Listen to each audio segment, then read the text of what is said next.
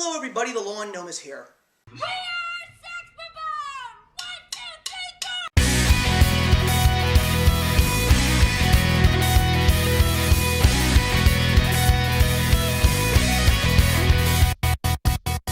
So, this is a pretty big surprise, guys. I had been saying almost this entire year that one of the biggest areas that I was struggling with in terms of providing you guys new things in the world of popular culture was music. There really hasn't been anything new or exciting, and if there was anything new and exciting, I was kind of putting it on hold because if you are new to my channel, let me just say welcome. When it comes to music, I like to talk about specific artists in pairs, and there were two specific albums from two specific artists that I was so excited to talk about, but I was trying to find the right opportunity to pair them up with perfect counterparts, and then a couple of crazy things happened and things got lost in the shuffle, and guess what, guys? Here we are. But one of the few things I'm very excited to let you guys know about is that music is going to be coming at the end of this year to my channel in full force. So many big surprises in the world of new releases that are just so exciting to me, and I cannot wait to share them with you. But now I'm very excited to finally share my thoughts on two specific albums. One that actually came out at the end of last year,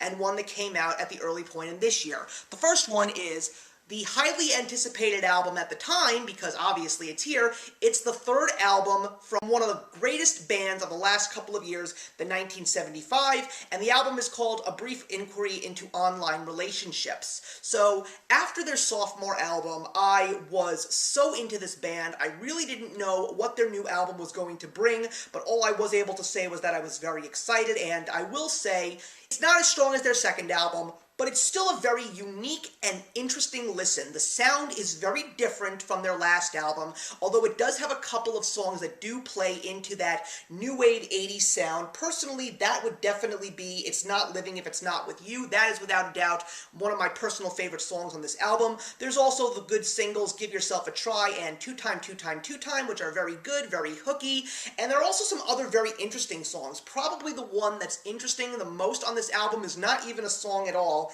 and it is called The Man Who Married a Robot, which is such a deep story, if you will, that takes us into the journey of someone's engagement with the internet and technology, and how it really distances oneself from the actual real world, shunning away actual real people and just enjoying things that the internet and cyberspace has to offer.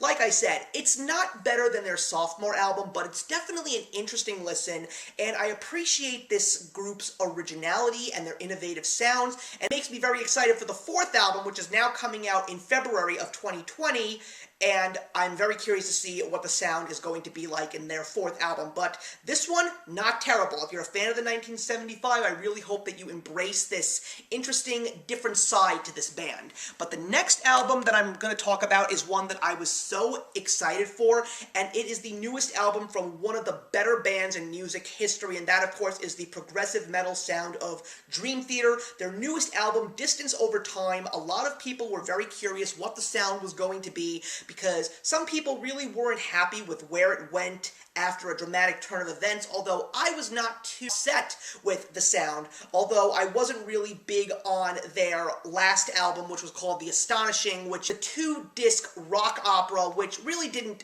sell it entirely for me, but it wasn't bad. But Distance Over Time really brings the band back to basics, and there are some excellent songs on this album. I think Fall Into the Light is great. Barstool Warrior has a great opening sequence and a great song throughout. Probably my favorite song on this album is At Wit's End, and this, of course, is the one that includes the bonus song, which is The Viper King, which is just a good old-fashioned, riffy, blues-style heavy metal song. It's really good.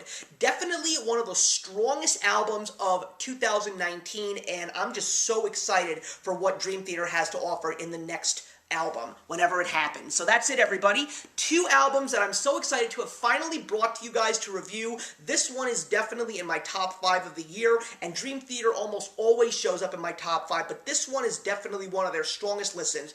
Very excited for the next 1975 album. So please put your comments in the box below. Let me know your thoughts on either of these two albums, or just one or neither, and I will see you in the next one.